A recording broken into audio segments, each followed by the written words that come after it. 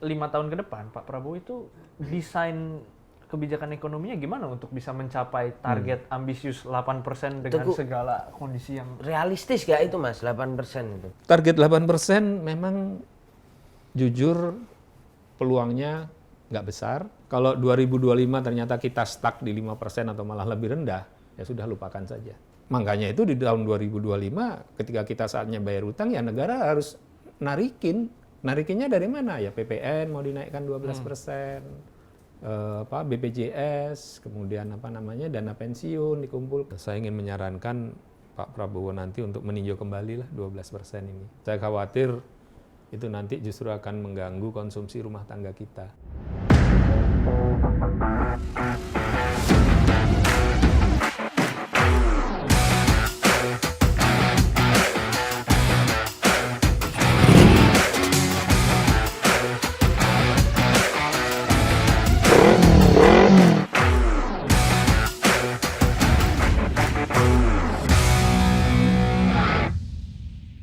Sahabat Kimas.com, bertemu bersama saya Tatang Gurito saya Vittorio. di part kedua kuliah ekonomi politik ngegas dan nanpol ya. Aneh ya. Tapi ya udahlah ya. Namanya biasanya 3 SKS ini 6 ya. Ini mau 6, nggak mau, ini udah 6. 2 kali. Karena ada keresahan publik yang tergambar ini tuh. Keresahan penonton kita juga sebenarnya. Kita juga. Ini saya hadir ekonom senior Mas Derajat Wibowo. Selamat siang Mas Derajat. Selamat siang, Mas Tatang, Mas Vito, apa kabar? Sehat-sehat Mas. Jadi mikirin duit kita. Ya. Gimana dompet? Cashless Mas sekarang Mas. Cek saldo terus ya Allah sampai nggak ya ini ya Allah gitu kan. Menyala dompetku. Mas Derajat, ini ada banyak keresahan yang kemudian muncul nih di masa transisi pemerintahan Pak Jokowi ke Pak Prabowo. Kayak kemarin tiba-tiba salah satunya mungkin isu yang menarik sempat ada di X itu dibahas adalah soal rencana kemarin NIK, pembatasan subsidi KRL berdasarkan NIK gitu. Tapi di satu sisi juga kemudian muncul data gitu yang kemudian cukup viral juga adalah soal ternyata kelompok tengah ini mengalami penurunan selama 5 tahun terakhir dari 2019 ke 2024. Jumlahnya tuh mendekati hampir 10 juta Mas, sekitar 9, berapa gitulah. Ini apa Mas? Kenapa ya? Kenapa akhirnya kelompok tengah ini, katakanlah kalau kita bicara dari sisi produktivitas produktif, dari sisi wawasan, keilmuan, keahlian, biasanya kelompok tengah ini cukup oke juga gitu.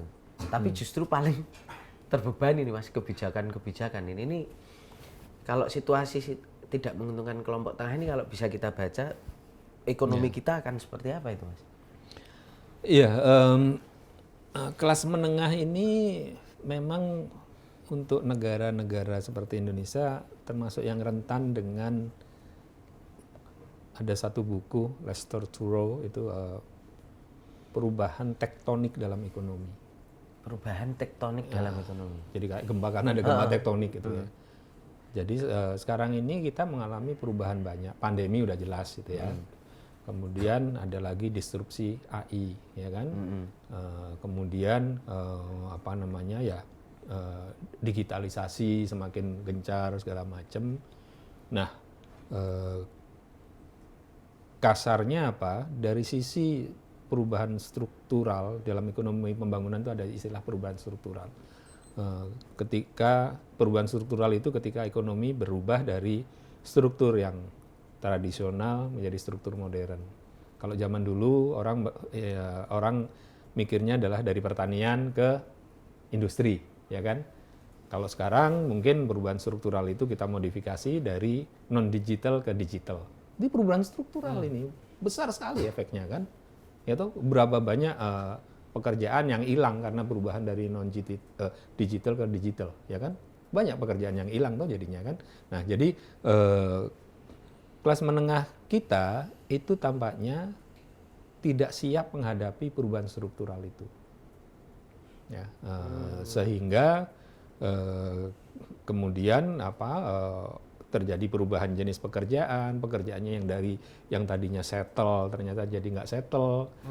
Ya contohnya sekarang berapa banyak sarjana, berapa banyak orang yang tadinya kerja white collar, sekarang ya maaf tidak merendahkan sama sekali, tapi kerjanya menjadi tidak pasti menjadi kerja driver online. Informal lah ya. Ya, itu kan online itu kan kerjaan yang relatif nggak pasti kan, ya kan. Berapa banyak yang tadinya punya pekerjaan tetap di kantor dengan penghasilan yang fix, dengan penghasilan akhirnya terpaksa ya maaf jualan online. Ya jualan online bukan berarti jelek, banyak yang jadi kuaya raya nggak karuan jualan online, tapi yang kuaya raya nggak karuan itu kan mungkin satu dari sekian Banyak juta. Yang busted, yang ambles kan banyak. Ya kan? Jadi ketika kelas menengah kita karena pendidikannya, karena skillnya nggak siap, ya otomatis dia akan terlindas. Dan kita tidak mempersiapkan mereka. Itu yang pertama. Yang kedua, memang mereka jadi terkena dampak dari kebijakan fiskal jangka panjang pemerintah, negara ya. Pemerintah ini saya nggak mengatakan pemerintahan Pak Jokowi atau Pak SBY atau apa, enggak. Ini negara dalam jangka panjang, karena kita bicara jangka panjang. Kita dalam bicara jangka panjang itu adalah kita kurang prudent di dalam pengelolaan utang-utang maupun aset-aset negara. Aset-aset negara baik yang ex-BLBI dulu ya, ex-rekap dulu ya, yang bebannya kita rasakan sampai 30 tahun. Saya udah dari tahun 2001 mengatakan itu ya. Jadi bebannya kita rasakan. Nah, seperti yang sudah pernah saya sampaikan ya, negara itu sama dengan kita gitu. Kita ketika berutang gampang, tapi ketika membayar kita kan jadi pusing. Harus narik dari sana sini toh.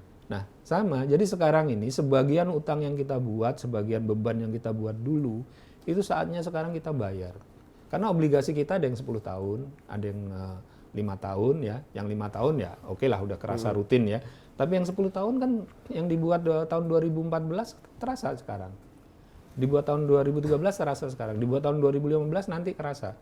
Dan ini ketika di dalam pemerintahan Pak Jokowi kan kita ada menggenjot pembangunan infrastruktur. Tapi negara alih-alih mencari dana dari sumber penerimaan, nyarinya dari utang kan. Yang dibikin tahun 2014 Pak Jokowi kan 2015 Oktober kan yang kerasanya ke 2015. Nanti 2025 kita bayar ya, yang jatuh temponya 10 tahun. Nah, makanya itu di tahun 2025 ketika kita saatnya bayar utang ya negara harus narikinnya dari mana ya, PPN mau dinaikkan 12%, BPJS, kemudian dana pensiun dikumpulkan segala macam yang ujungnya kita semua memang harus ikut menanggung gitu. Persoalannya adalah ketika rakyat harus menanggung itu penghasilan dari kelas menengah ini sedang goyang. Tadi yang disampaikan kan jumlahnya yang turun. Bukan hanya jumlahnya, penghasilannya, nilai nominalnya ini sedang goyang. Jadi ketika sedang goyang ya kerasa. Gitu. Nah, mungkin contoh konkretnya begini ya.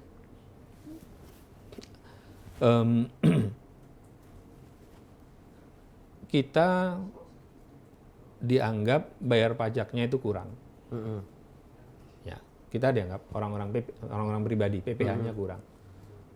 Tapi kita kan udah bayar pajak waktu kita beli teh ini aja kita bayar pajak. Iya, udah ada pajaknya. Udah ada pajaknya, segala macam kita pajaknya. Jadi sistem perpajakan kita masih nggak efisien. Nah, kalau kita katakanlah makan minum di kafe, itu ketika kita bayar otomatis masuk ke komputernya Dispenda. Sudah digital, sudah online. Jadi kita nggak kerasa kan itu ya. Tapi PPN yang ada wajib pungut itu nggak semuanya terdigitalisasi. Akhirnya nggak semuanya terkumpulkan. Mas Vito, rate PPN kita berapa? 11% kan? 11, nah. Nanti tahun 1 Januari nanti baru 12. Sekarang 11%. Realnya yang dikumpulkan oleh negara itu cuma 5%. Yang 6% kemana? Kemana? Sebagian karena ada bebas PPN. Tapi bebas PPN masa sampai 6%. Nah 6% ya tadi sudah saya sampaikan ya. PDB kita itu 21.000, mungkin sekarang hampir 22.000 ya. 1%-nya 210. Kalau 6% kan 6 kali 210 berapa? Udah 1.260 triliun. Potensi yang nggak terkumpul. Kenapa nggak terkumpul? Karena kita nggak terdigitalisasi. Ya saya nggak pengen PHP, kita bisa ngumpulin 6%, nggak mungkin itu ya. Tapi katakanlah kita kumpulkan 3% aja. 3 kali 210, 630 triliun. Daripada kita ngutang 630 triliun, kumpulin dari PPN kan bisa. Nah, jadi ada hal-hal konkret yang memang karena kebijakan fiskal yang dipilih oleh negara ya. Sekali lagi saya katakan negara ya, bukan pemerintahan Bu Mega, Pak SBY atau Pak Jokowi, enggak, dipilih oleh negara. Ya, itu mulai kita rasakan dampaknya gitu. Mulai kita rasakan dampaknya. Orang-orang yang ya maaf bisa adjust terhadap perubahan struktural tadi relatif selamat. Selamat yang nggak Ya, bisa. saya insya Allah tanpa bermaksud apa-apa, alhamdulillah saya karena keahlian saya adalah keahlian yang sifatnya brain based itu artinya betul-betul berbasis otak. Itu saya nggak bisa diganti oleh mesin. Kan keahlian saya kan economic strategy, perhitungan ekonomi, saya nggak bisa diganti oleh mesin. Economic problem solution nggak bisa diganti oleh mesin. Artinya yang bekerja di tataran idea, kreator misalnya gitu ya Pak, idea itu aman gitu, tapi kan ya pokoknya nggak bisa diganti, kan, nggak bisa kena disrupsi lah. Ya. Tapi orang-orang yang pekerjaannya bisa diganti oleh mesin, hilang dia, harus nyari yang lain. Nah, jadi orang-orang yang tapi berapa banyak orang yang pekerjaannya nggak bisa diganti mesin? Nah, itu kan artinya juga ada sisi bahwa pekerja-pekerja yang mungkin mereka digantikan oleh mesin pun tidak mendapatkan perlindungan ketenaga kerjaan yang memadai juga kalau gitu Mas. Nah, di sini yang saya nggak jadi Mas Vito, negara perlu memberi perlindungan. Tapi yang perlindungan paling bagus itu negara harus kasih pancingnya. Iya. Karena bukan kasih jadi ikannya langsung. Karena kita itu negara ya, negara selama ini belum berhasil memberi pancing kepada anak-anak muda kita. Itu yang terjadi. Kita ada pendidikan, tapi keahliannya itu nggak diberikan yang memang dulu kan ada istilah link and match kan? Iya. Itu. Jadi sampai sekarang gapnya masih ini ya. Makanya saya selalu mengatakan pendidikan vokasional itu penting dan itu sama bergengsinya dengan pendidikan dasar, pendidikan mainstream. Ya, vokasional. Jadi sarjana Anda kalau jago komputer, Anda jago mesin ya. Sekarang ini gearbox mobil. Orang yang jago gearbox itu nggak banyak. Harusnya orang-orang yang jago gearbox itu punya penghasilan tinggi karena keahliannya itu jarang gitu loh. Nah, jadi kita perlu negara perlu untuk itu ngasih pancing ya, supaya ketika kita diterjang oleh badai disrupsi AI, disrupsi apapun juga, itu kita bukan hanya siap, tapi kita juga justru bisa memanfaatkan itu secara maksimal. Sekarang yang memanfaatkan maksimal digital ekonomi berapa banyak? Nggak banyak. Nah, ekonomi hijau. Tren ke depan itu ekonomi hijau. Ini kalau kita nggak menyiapkan anak-anak muda kita untuk masuk di ekonomi hijau, ketinggalan kita nanti. Ketika nanti negara nggak mau lagi beli barang-barang kecuali barang yang lestari, ketinggalan. Saya udah sering kasih contoh ya, karena saya bergerak di situ, industri-industri yang dapat stempel hijau dari kantor saya di Jenewa ya, dulu di boykot nggak bisa jualan, sekarang dia bisa jualan. Ekspornya itu naik 2,5 miliar dolar, 2,5 miliar dolar loh. Ekspornya naik 50% setelah dapat cap hijau dari kita. Nah, dapat cap hijau ini skill sendiri. Bikin untuk cap hijaunya diterima itu kan skill. Nah, skill kayak begitu yang harus dibangun oleh negara. Saya dapat skill dari itu bukan dari negara. Saya belajar sendiri, saya keluyuran sendiri, saya belajar, saya bangun jaringan, bisa saya bikin kasih cap hijau. Nah, skill-skill seperti itu negara perlu siapkan. Supaya anak-anak muda kita itu lebih siap menghadapi perubahan. Kalau enggak ya itu tadi kelas menengah kita anjlok ya. Dan kita nggak harus berpikir sektor baru, pertanian kita misalkan ya. Anak-anak muda kita jarang yang terjun lagi ke pertanian. Tapi pertanian kita itu kalau dikelola dengan digitalisasi itu akan luar biasa, ada urban farming, ada apa segala macam. Nah, jadi itu kira-kira Mas. Ini kita nggak bisa banyak bercanda kalau ngomong ekonomi. Ngomongin duit nggak bisa bercanda. Mas, tapi dari dari segala macam opsi yang bisa diambil pemerintah gitu untuk sumber-sumber penerimaan, kenapa akhirnya kelas menengah lagi yang jadi sasarannya, Mas? Karena ini yang banyak dikeluhkan adalah ya negara kenapa akhirnya ujung-ujungnya ngolekin dana pensiun. Kenapa tidak kemudian mengoptimalkan sumber-sumber lain atau lebih kreatif nyarinya? Karena kelas menengahnya itu tadi lagi tertekan oleh banyak disrupsi kan, dan ketika itu masih dicomotin lagi yang pemerintah kan, kemampuan konsumsi kita juga makin tercekek. Padahal konsumsi juga penting juga untuk menopang roda berputar kan, Mas? Ekonomi kita tergantung konsumsi rumah tangga. Kalau konsumsi terganggu, ekonomi kita nggak bisa saya tracking ekonomi kita baik triwulan maupun tahunan itu kita pertumbuhan ekonomi itu nggak jauh-jauh dari pertumbuhan konsumsi rumah tangga. Jadi memang jangan ganggu-ganggu lah konsumsi rumah tangga itu. Kenapa demikian? Ada faktor politik, ada faktor kebersihan clean governance clean governance apa istilahnya? Tata kelola pemerintahan yang bersih. Ada faktor itu. Ya, saya kasih contoh. Sering saya sampaikan karena emang ini yang bisa saya sampaikan secara publik ya. Jadi waktu itu kami temukan ada tagihan pajak senilai hampir 100 triliun itu yang nggak terkumpul. Itu kasus-kasus pajak yang sudah ingkrah. Ingkrah itu artinya dia sudah melawan negara, menggugat negara, diputus oleh MMA, dia kalah. Artinya dia harus bayar. Ya. Jadi dia harus bayar. Faktanya nggak dibayar. Ada yang sampai 10 tahun lebih nggak dibayar. Dan negara nggak mengoleksi itu. Itu kan duit yang harusnya sudah dibayar. Orangnya ada, perusahaannya ada. Kenapa nggak bayar dan nggak bisa dikejar? Ya kan? Nah, saya lakukan satu uji coba. Jadi ini nggak omon-omon, ini kita udah lakukan.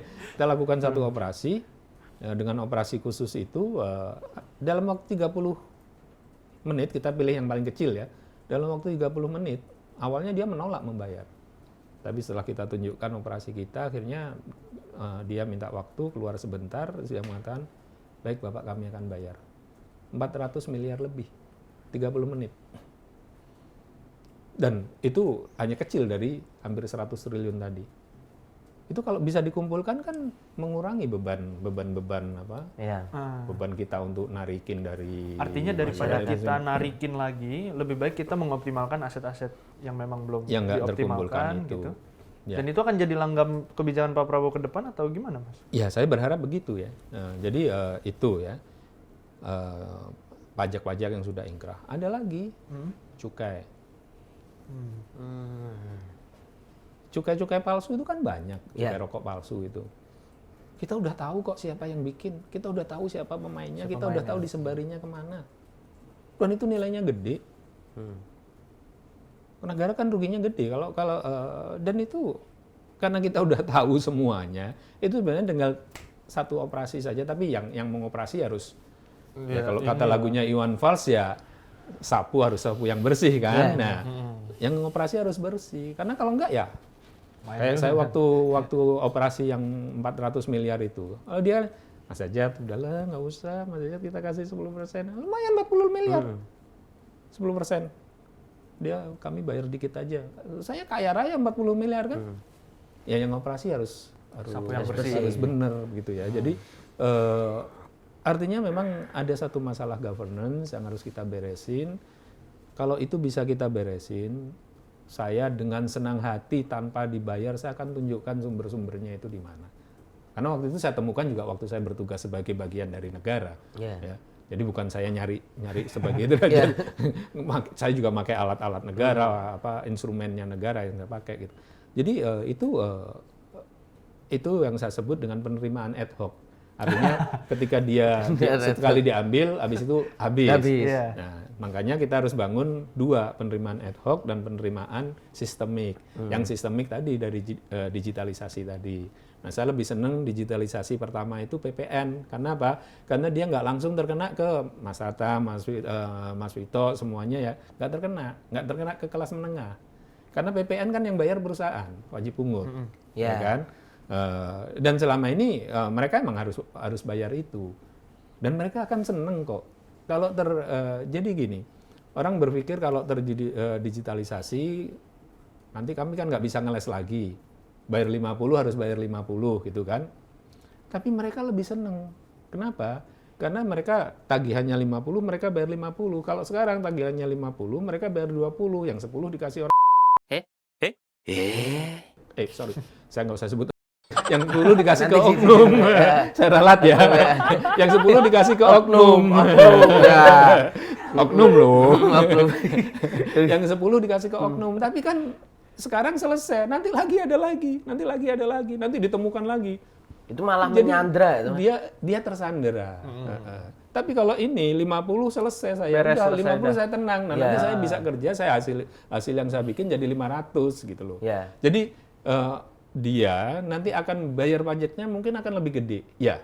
Pasti lebih gede karena kan ada yang nggak terkumpulkan kan. Tapi karena dia tenang, dia akan menghasilkan lebih gede. Karena udah jelas di awal. Iya, kalau tadi dia cuma bisa menghasilkan 200, sekarang bisa 300, 400, 500. Jadi dia bagi para pengusaha, satu hal yang orang sering lupa, pengusaha itu, ini saya nggak ngajarin konglomerat ini. Mas Derajat, kita itu nggak lihat kosnya mahal atau enggak, barangnya mahal atau enggak. Barangnya mahal nggak apa-apa, asal kita bisa jual lebih mahal. Iya. Nah, jadi apa? Yang penting dia bayar pajak lebih tinggi, lebih mahal nggak apa-apa. Yang penting dia nanti bisa menghasilkan lebih gede karena dia nggak diutak-atik lagi, nggak diganggu-ganggu lagi. Orang selama ini kan jadi nggak bisa produktif karena diganggu-ganggu oleh oknum. Kebanyakan mikir karena wah ini oknumnya nanti itu bapak oknum ini sopo tuh. Oh iya. So, ini bapak karo mbah oknum ini nggak bisa didik si oknum ini. Anak iso foto oknum. Iya. Aku jadi cocok jadi cak lontong. Nah, tapi kalau misalnya bicara soal, aku pengen tahu dulu gini Mas. Pertanyaan tentang apa sih bahayanya Mas jika sebuah negara itu akhirnya terlalu menekan kelompok tengah. Jadi kelompok tengahnya itu secara ekonominya kecekek gitu Mas. Sangat kelas menengahnya tuh kelompok tengahi politik. Kelas menengahnya tuh 8. Poros tengah ya. Kelas menengahnya itu jadi apa ya Mas? Ya serba nggak bisa ngapa-ngapain karena sangat rentan. Itu bahayanya tuh apa? 2045 Indonesia Emas tuh jadi ini juga nggak? Ya kita memang kelas atas itu kan dikit sekali. Dan mereka juga kalaupun penghasilannya katakanlah 1 tahun 50 miliar, 100 miliar, itu kan nggak semuanya di-spend di Indonesia. Kalau kelas menengah, katakanlah penghasilannya 10 juta per bulan atau 100 juta ya, itu kan banyak yang di-spend di Indonesia. Jadi motor penggerak ekonomi, motor penggerak konsumsi rumah tangga itu memang kelas menengah. Jadi kalau mereka goyang, konsumsi rumah tangga kita goyang. Konsumsi rumah tangga goyang, pertumbuhan ekonomi kita goyang. Pertumbuhan ekonomi kita goyang, nanti kemampuan mereka membayar kelas menengah dan juga kelas bawah jadi berkurang. Terus akhirnya jadi lingkaran setan. Iya. Nah, ini jadi menarik ini Mas. Dengan target pertumbuhan ekonomi 8% Pak Prabowo. Angka yang dianggap juga oleh sejumlah pengamat juga cukup optimistis sekali gitu ya, 8%. Di tengah kondisi dunia yang lagi kayak gini gitu, dengan kondisi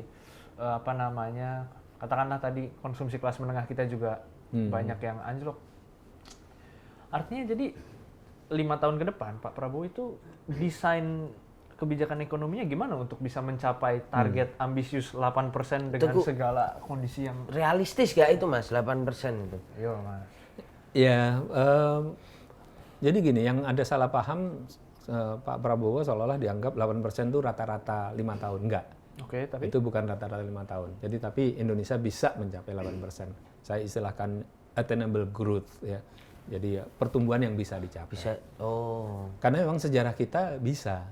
Jadi dari tahun 61 sampai sekarang, sampai 2023 ya data pertumbuhan, itu 63 tahun. Kita 5 kali mencapai pertumbuhan 8% dan lebih. Artinya bisa dicapai. Ya.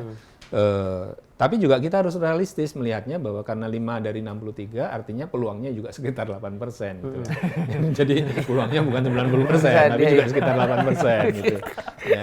Jadi, karena peluangnya kecil, itu memang pilihan strateginya harus benar, harus pas. oke.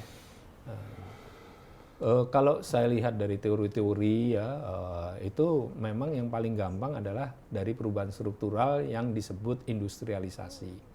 Artinya kita harus bangun industri, sama hilirisasi salah satunya ya. Itu cuma hilirisasi atau industrialisasi dalam arti yang lebih luas, itu kan perlu investasi swasta.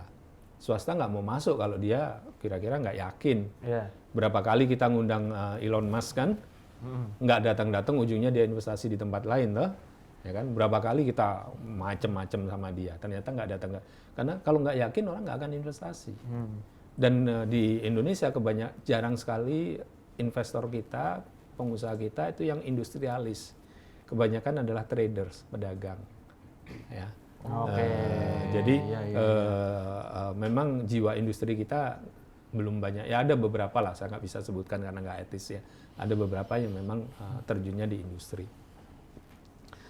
Jadi kalau ngandalin hilirisasi, industrialisasi, kita tergantung pada pihak lain, swasta. Negara tergantung pada swasta. Sehingga cara yang lain apa? Cara yang lain adalah yaitu ngandalin konsumsi rumah tangga. Tapi konsumsi rumah tangga kan tergantung pertumbuhan ekonomi. Yang bisa dikendalikan pemerintah apa? APBN. Jadi cara yang paling bagus, paling optimal ngandalin APBN yang istilahnya sering saya sebut stimulus Keynesian stimulus ya, Keynesian bahasa orang kita nyebutnya Keynesian ya. Itu artinya apa? Artinya negara ngerojokin ekonomi dengan uang dari APBN sebanyak mungkin untuk membangun infrastruktur, membangun segala macam. Nah, dari teori itu kita bisa tahu bahwa ada 4 investasi fundamental, ya 4 investasi fundamental yang dibutuhkan. Itu dari teori dan empiris ya. Itu disepakati oleh semua mazhab ya, di dalam ekonomi pembangunan. 4 investasi fundamental itu apa? Pendidikan, kesehatan, infrastruktur, kelembagaan. Tapi 4 ini itu kita nggak bisa mengharapkan pertumbuhan cepat. Pertumbuhannya adalah relatif tinggi tapi lama, jadi nggak gitu ya. Nah makanya untuk dapatkan pertumbuhan ini 4 ini kita pakai untuk mendorong industrialisasi tadi, karena industrialisasi itu yang pertumbuhannya cepat. Bisa cepat. Nah, cuman yang 4 ini itu kita bisa desain sedemikian rupa supaya pertumbuhannya naiknya lebih tinggi. Contoh realnya tadi saya sudah sampaikan, anggaran di pendidikan itu jangan hanya dipakai untuk beli buku, beli pengajaran yang ujungnya berputar di kelas menengah. Tapi bangun juga untuk anak-anak kita supaya bisa gampang sekolahnya. Kalau dibangun sekolah yang harus nyebrang sungai, dibangun jembatannya segala macam, yang dapat manfaatnya kan bukan anak sekolah saja. Orang-orang yang petani-petani memproduksi bawang, memproduksi apa ikut mendapat manfaat. Artinya apa? Artinya itu efek pertumbuhannya tinggi. Jadi investasi di 4 fundamental tadi itu harus yang potensi pertumbuhannya paling tinggi. Infrastruktur misalkan, ya kita jangan hanya bangun infrastruktur yang padat modal, tapi bangun infrastruktur yang padat karya. Contohnya apa? Yang padat karya pertumbuhannya tinggi, irigasi. Saluran irigasi kita banyak yang rusak dan itu dirasakan langsung oleh petani. Kalau irigasi bagus, tomat bisa tumbuh, apa bisa tumbuh, itu dirasakan langsung. Nah, Pak Prabowo juga sudah mendesain makan siang gratis. Itu akan dirasakan langsung oleh lokal. Jadi bangun infrastruktur kelembagaan tadi yang langsung dirasakan. Contoh lain apa? itu apa namanya? Cold storage. Cold storage itu apa? Ya, itu Pendingin. ikan ya. Pendingin. Nelayan kita itu banyak yang produknya nggak bisa maksimal, tukang buah kita banyak produknya karena kita nggak punya fasilitas cold storage yang merata. Korea itu dia apel Korea termasuk salah satu yang top, ya beberapa buah Korea termasuk top. Itu tumbuhnya cuma satu musim saja, musim dingin nggak tumbuh, tapi dia bisa pakai setahun. Kenapa? Ada teknologi cold storage yang bagus. Jadi setiap saat, selama sepanjang tahun dia bisa jual. Karena disimpan. Panennya sekali. Kita apel habis dipanen, habis itu hilang, kebuang. Jeruk habis itu kebuang. Yeah. Kenapa? Karena kita nggak ada teknologi cold storage. Berapa banyak petani jeruk, petani apel, nelayan ikan, nelayan bandeng, nelayan ikan, petambak bandeng, petambak bandeng, nelayan ikan yang akan tertolong kalau cold storage ini kita bangun di mana-mana. Kalau perlu disubsidi oleh negara supaya murah. Nah, itu dia. Ya, itu akan akan mendorong pertumbuhan besar karena terus kemudian pengeringan padi. Istilahnya waste ya. Bahasa Indonesianya apa ya? Yang terbuang panen. Pemborosan panen atau waste waktu panen ya. Itu besar sekali di kita. Ya, angkanya bervariasi, ada yang pernah meneliti 5%, ada yang 10%, tergantung daerahnya, ada 15%. Dari produksi padi kita, kalau hilang 5% udah berapa? Nah, itu kalau negara membangun itu, ya, bangun di setiap kecamatan, segala macam, ya Pak Prabowo sudah ada programnya itu. Ya. Itu akan banyak menolong. Perumahan di pedesaan. Negara membangun itu. Nah, jadi memang untuk mencapai 8% itu memang syaratnya kita harus perbesar APBN dan setelah itu betul-betul harus tepat sasaran. Duitnya jangan berputar di konferensi, di seminar, segala macam, di birokrasi. Duitnya jangan berputar yang bangun jalan misalkan. Bangun jalan kenapa efek pertumbuhannya rendah? Karena jalannya yang di situ habis dibangun, begitu kena hujan rusak, besoknya harus dibangun lagi tahun depannya, harus ada anggaran lagi di situ. Gitu terus. Jangan yang kayak begitu. Nah, itu harus ada pengawasan pembangunan. Itu tadi yang investasi kelembagaan. Jadi yang ingin saya sampaikan adalah target 8% memang jujur peluangnya nggak besar, ya. Tapi itu target yang bisa dicapai. Cara yang paling cepat adalah dengan APBN. APBN kita harus diarahkan ke situ. Jadi bukan hanya APBN-nya diperbesar, tapi tadi program-programnya harus program-program yang seperti yang saya contohkan tadi. Artinya peningkatannya tuh multiple gitu ya. Misalnya kayak tadi irigasi, itu kan jadi sayur nambah gitu, atau misalnya jembatan jadi banyak sektor yang bahasa kena. ekonominya multiplier effect. Effect keren. Udah dapat A. Lah Mas, berarti kalau kayak gitu, realnya target pertumbuhan ekonomi di 5 tahun Pak Prabowo ini berapa yang dapat dijanjikan gitu? Target rata-ratanya 6-7%. Rata-ratanya ya. Yang memang official kita serahkan selama 5 tahun 6-7%. Rata-ratanya. Tapi ya kuncinya nanti tergantung 2025. Karena kan gini, kalau 2025 ternyata kita stuck di 5% atau malah lebih rendah, ya sudah lupakan saja. Ya karena kan startnya kan, ya ibaratnya kayak PSSI, kalau di pertandingan pertama udah digelontor 5-0 ya udah lupakan aja gitu loh. Kalau pertandingan pertama sudah kelihatan bagus ya kita ada harapan. Strategi jangka sangat pendek dalam 1 tahunnya itu gimana biar supaya kita nggak kepleset, nggak ketelingsut gitu? Ya itu tadi, itu. Kan sudah ada semuanya di visi misi Prabowo Gibran ya. Jadi ya makan siang, terus kemudian juga hilirisasi diteruskan, tapi dengan catatan yang tadi saya sampaikan. Terus ya itu tadi harus digenjot program-program yang kayaknya nggak usah jauh-jauh lah, di Jakarta aja lah, itu di daerah Muara Baru, di daerah Cilincing, Muara Baru ke sana. Itu berapa banyak yang ya maaf tinggalnya di rumah kumuh segala macam. itu kalau ada renovasi oleh negara, itu besar efek multiplier-nya. Oh. Yang di Jakarta yang di Iya, ujung apa, dapil saya tahu karena dapil saya dulu. Tapi ya saya sebagai anggota DPR juga nggak bisa membongkar itu, Eksekusi, ya. nggak bisa, yang bisa eksekusi kan pemerintah. Nggak bisa juga gubernur karena gubernur anggarannya terbatas, itu pusat. Itu aja deh. Apa namanya? Bukan renovasi ya, bukan peremajaan ya. Rehabilitasi. Ya pokoknya, itulah. pokoknya bikin bagus lah muara baru itu segala macam. Kumuh-kumuh itu dibagusin. Iya itu dibagusin, itu kan Multiplier effect. duit yang masuk banyak, terus nanti pekerjanya ambil aja pekerja di situ, kan di situ banyak pekerjanya, Ya. duitnya muter. Ya kasarnya gini, kalau sesuatu sudah bagus, ketika kita bagusin, itu efek pertumbuhannya relatif kecil. Tapi kalau sesuatu jelek kita bagusin, efek pertumbuhannya gede. Ya kan itu kan bukan. Jadi teori ekonomi itu kan ngikutin hukum alam, itu kan hukum alam aja. Iya. Nah, jadi yang jelek-jelek itu kita rombak, kita bagusin. Ya, tapi emang kuncinya ujungnya adalah pemerintahan yang bersih. Tanpa itu ya nggak bisa. Tanpa itu. Siap. Semua teori nggak akan jalan kalau ya kan duitnya bocor nang dindi tuh. Iya, Pak Prabowo ngomong bocor-bocor anggaran udah dari debat capres Ya, 2014 kan ya. Nah, ini terus pertanyaan selanjutnya, Mas.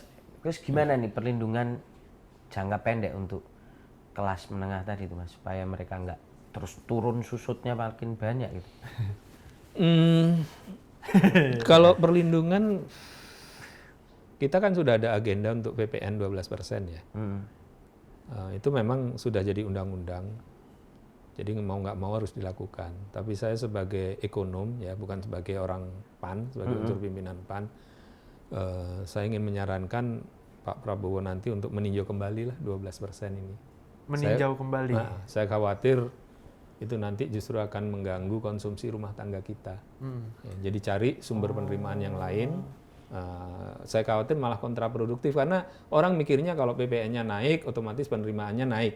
Belum tentu. Lah kalau nanti yang dipajakinya turun karena ekonominya berkurang pertumbuhannya, kan akhirnya jadi lebih rendah toh. Iya.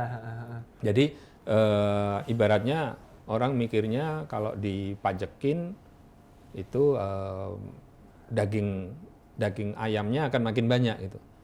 Ya kalau ayamnya makin gemuk, kalau ayamnya makin kurus, dagingnya makin dikit toh. Nah, jadi saya khawatir itu. Jadi ya mudah-mudahan nanti sih mudah-mudahan karena saya bukan pengambil keputusannya ya, mudah-mudahan nanti akan ditinjau kembali lah ya. Artinya kalau boleh menyimpulkan, Mas Derajat menganggap bahwa saat ini kelas menengah udah cukup tertekan oleh kondisi ekonomi sehingga jangan lagi pendapatan yang mereka hasilkan dari jerih payah sendiri ini masih perlu ditambah lagi porsi pungutannya gitu ya, Mas. Ya, dan kemudian negara menyiapkan program-program untuk mereka bisa adaptif terhadap perubahan struktural yang tadi saya sampaikan tadi. Tektonik tadi. Ya, tektonik. Untuk lebih adaptif terhadap itu ya. Program-programnya banyak kan, short course bisa ya kan, pelatihan-pelatihan kreatif bisa. Sektor kreatif kita belum banyak dikembangkan loh. Ya. Nah, industri itu juga. kreatif kita ya. Sektor kreatif kita belum banyak. Praktis sekarang ini industri kreatif kita berkembang karena kreativitas dari orang-orang kreatif. Bukan karena yang kreatif. bukan karena ekosistemnya udah rapi. Ekosistem yang dibangun negara. Iya. Saya pernah diajak ke satu startup, saya nggak usah sebutkan itu, yang pembayaran itu loh. Ya, dia termasuk yang paling besar lah. Saya diajak keliling di kantor dia, di sini di pusat Jakarta, 2 lantai. Itu satu lantai itu isinya mungkin ada 300 orang. Tapi dia nggak ada sekat-sekat kantornya. Jadi ada yang dibikin tema sawah, ada yang bikin tema laut, ada yang dibikin tema ini. Jadi satu tim itu melingkar begini. Ini mungkin bisa ada 7-8 orang. Semua lagi ngotrekin komputer semua, lagi ngotrekin laptop. Saya nanya, ini bidangnya apa? Oh, kami bidang pengamanan itu timeliness ketepatan waktu ya. Oh, timeline-nya. Jadi Jadi mereka punya KPI-nya itu kalau ada satu masalah terdeteksi dalam waktu di atas 3 detik, itu udah masalah, langsung merah. Dia harus di bawah 3 detik, sistemnya harus mendeteksi. Jadi komputernya tuh terus gitu aja. Saya bilang, Anda terus bisa tahu dari ada masalahnya gimana? Ini Pak ada masalahnya, ini Pak ada masalahnya gitu. Sudah di. Nah, ini kenapa bisa begini? Karena si bosnya menciptakan ekosistem buat anak-anak ini jadi kreatif. Jadi dan mereka ngantornya nggak pakai seragam, ngantornya ada yang pakai jeans, ada yang penting nggak apa namanya nggak pakai bikini atau nggak pakai tank top aja. Mereka ngantornya Nyantai. dia aja santai tapi produktif sekali dan itu banyak. Bosnya nggak punya kantor, jadi yang ruangan ada sekatnya itu cuma ruang rapat. Bosnya gimana? Bosnya nggak punya kan di situ, jadi bosnya kadang duduk di sini, kadang duduk di sana, kadang di situ. Jadi apa? Artinya apa? Kalau pemimpinnya mampu menciptakan ekosistem, maka anak-anak muda ini akan begitu kreatif gitu. Nah, kita transformasi ke atas ke negara. Kalau negara bisa menciptakan ekosistem, saya yakin orang kita yang jago animasi luar biasa. Banyak, Nanti juga nunggu sendiri ya. Itu akan berkembang dan itu nanti akan memperkuat kelas menengah. Jadi negara nggak usah mikir anak-anak itu perlu dikasih ikan, kasih pancingnya. Nah sekarang negara buru-buru ngasih ikan gitu loh. Pancingnya juga nggak tahu, pancingnya udah dikorupsi oknum. Pancingnya diambil oknum tadi. Iya, jadi Oknumnya banyak banget. Oh ya, ini dari tadi di request, lupa nggak disebut Mas Derajat ini juga Ketua Dewan Pakar PAN ya. Yo ada tadi udah di sini. Udah ada ya. pan. Pan selalu terdepan. Udah kelar. Itu lagunya brainwash banget tapi lagunya ya top of mind banget. Nah Mas, ini pertanyaan terakhir. Kak melihat situasi depan sebagai orang yang mungkin juga paling enggak ada di dalam koalisi Pak Prabowo lah. Mas Derajat melihat Pak Prabowo punya concern untuk melindungi kelompok tengah nggak sih Mas? Karena misalnya katakanlah banyak pihak mungkin yang berpikir bahwa seorang Prabowo Subianto itu akan terjebak dengan proyek-proyek atau proyek-proyek mercusuar yang mungkin nggak kelompok tengah merasa bahwa atau kelas menengah tuh kok ini yang juga nggak berdampak juga ke kita gitu. Tapi sebenarnya Pak Prabowo punya concern di situ nggak? Pak Prabowo itu komandan tempur. Komandan tempur itu selalu peduli dengan pasukannya. Kalau pasukannya nggak makan, dia pusing. Pasukannya nggak istirahat, dia pusing. Itu tipe dia. Dan itu kebawa sampai sekarang. Nah, makanya ide makan siang bergizi itu nggak dari mana-mana, dari dia. Beliau, Pak Prabowo mengatakan anak-anak kita harus kita kasih makan, jangan sampai stunting, jangan sampai kekurangan makan. Jadi beliau sangat concern terhadap kelas menengah itu, karena itu pasukan beliau. Jadi kalau nanti beliau jadi presiden, Pak Prabowo itu saya yakin akan melihat rakyat Indonesia itu sebagai pasukan besar beliau. Saya yakin Pak Prabowo akan menempatkan dirinya sebagai komandan tempur Indonesia. Saya yakin. Ya, saya lumayan lama. Saya kenal Pak Prabowo tahun 2004 pertama kali, waktu beliau ngasih pidato di Grand Melia. Saya waktu itu sudah di PAN. Kalau saya nggak di PAN, mungkin saya akan terseret di Gerindra waktu itu. Gabung Gerindra. Saya sudah di PAN waktu itu ya. Saya pernah waktu saya bilang, wah ini luar biasa ini beliau ya. Nah kemudian saya sudah bersama beliau dari tahun 2014 ketika waktu itu Prabowo Hatta kan. Nah kebetulan saya yang mendeklarasikan waktu di Rumah Polonia dan sebagainya. Jadi dari pengenalan saya pribadi yang ya saya nggak seperti Mas Tommy atau siapa yang sehari-hari sama beliau, tapi pengenalan saya pribadi, saya yakin ketika Pak Prabowo memimpin Indonesia nanti, beliau itu akan memimpin Indonesia seperti seorang komandan tempur, di mana rakyat Indonesia adalah pasukan beliau. Jadi beliau akan sangat concern, dan kalau nanti beliau sudah melihat data tentang kelas menengah, saya yakin akan ada sesuatu yang dilakukan untuk kelas menengah itu ya. Satu yang saya akan suarakan adalah untuk meninjau kembali 12% tadi, terus kemudian juga untuk menciptakan program-program untuk membantu kelas itu tadi ekosistem. Ekosistem. Untuk ekosistem supaya kelas menengah kita mampu